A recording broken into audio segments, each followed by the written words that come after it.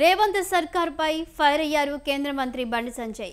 Fee reimbursement కు brand అంబాసిడర్లను చెప్పుకునే కాంగ్రెస్ ఇప్పుడు ద్రోహానికి బ్రాండ్ అంబాసిడర్ గా మారిపోయిందని విమర్శించారు. ఫోర్త్ సిటీ మిస్ వరల్డ్ పోటీలను నిర్వహించడానికి డబ్బులుంటాయి కానీ పేద విద్యార్థుల కోసం ఫీజు రియంబర్స్మెంట్ ఇచ్చేందుకు నిధులు లేవా అని ప్రశ్నించారు బండి.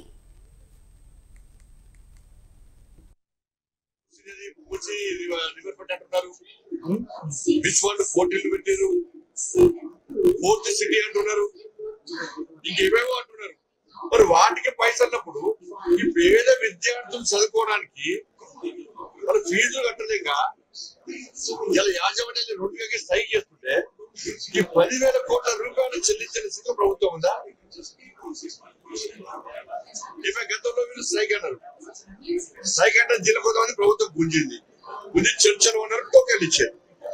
మనకి ఇప్పుడే ఆలోచే మీరు మీ దాంట్లో గ్రూపులు ఉన్నాయి, మీ దాంట్లో కొంతమంది ప్రభుత్వానికి ఆపేదనగా వ్యవస్థలు కొంత